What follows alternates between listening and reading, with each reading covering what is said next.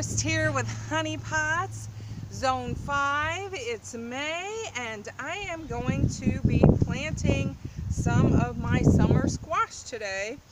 I usually don't put both in one bed simply because they get so huge and enormous. But I had to switch some things around. Found out some things I could no longer eat. So I had to take some things out, and some of my winter sowing didn't come up as well, so I wanted to change some things from that. So I thought, what the heck, I've got an 8-foot long bed here, I'll go ahead and put them in there, and then the area around this bed I can put down cardboard, and on top of that I can mulch with my grass clippings or some straw or something like that. That way I don't have to worry about the grass coming up around it and looking horrible and having it hard to get to. So, and it'll look better. But anyways, so what I've done here is I've gotten some compost and I've made a mound. I've got 2 mounds here in this bed, one here and one down there. Squash, once it comes up, you're only going to need 1 plant for the entire household.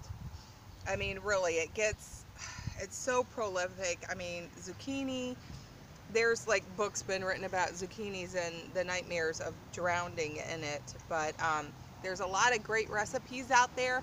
Some I will be sharing with you later on. One is a chocolate zucchini bread that I make that is absolutely out of this world amazing. And then I make like zucchini fritters, and I'll share those recipes with you. This winter is when I'll be sharing my recipes, because I'll be more in the kitchen and less in the garden. Well, not at all in the garden. Let's face it, it's snowing. So the only time I cannot speak today. The only time I will be out here is when I'm bringing out my winter sowing containers to put out to freeze to death in the winter, so they will pop up come this spring. Okay, so we got our mountain of soil here, right? So I try to keep my gloves on. I do, babe. I'm sorry. I know my little shovels are getting nasty looking, but it's really hard to garden with gloves on. I just don't like it. So squash seeds, they're really big. Again, these are great seeds to do with kids. When you have a larger seed and they can see them, it makes it a lot easier for them to, you know, get their little hands down in there and help out. So, again, the depth of planting seeds is going to be twice, 2 to 3 times the depth of the circumference of the seed. So, probably about an inch, inch and a half with these. So for me, it's to the second knuckle because I have short little stubby fingers. To most normal people, it's probably to 1. So I'm going to put 5 seeds, it's a little weed there, in my mound. And this that I'm planting here is white bush scallop. Again, it's a summer squash. I haven't grown these before, but I have eaten them before. My grandmother used to make them. She was, I know I'm in Zone 5, but half of my family's from the South. She was a Southern cook, Dalton, Georgia, born and raised. I'm going to pat these down in here as I'm talking. And so everything could give you a heart attack that she cooked, but boy was it good. And it was the squash, she would slice it up thin and she would put cornmeal in it and probably fry it in lard, is my guess, with salt and pepper, and oh my god, it was delish. So I'll be doing a healthier version, probably find some other recipes to do with that as well, maybe kind of cross over my zucchini. But this is exactly how I'll be planting this mound down here of my zucchini. So I'll have a big white squash plant here and a big zucchini squash plant there. And that's the only summer squash I'll be planting this year.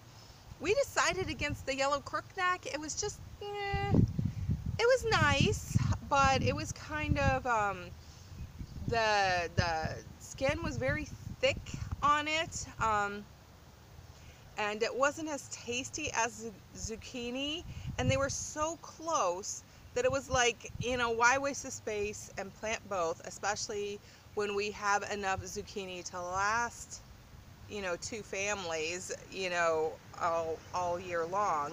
So yeah, I still have some in the freezer to make into chocolate bread and stuff like that, so in my fritter. So but I will give you guys those recipes in the winter. I'll bring you guys in the kitchen with me. Actually, let's do a poll on that.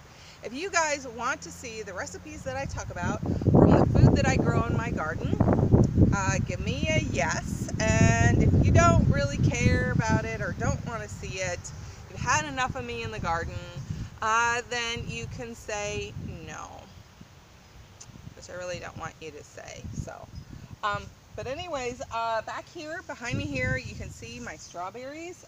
Look at these beautiful blooms.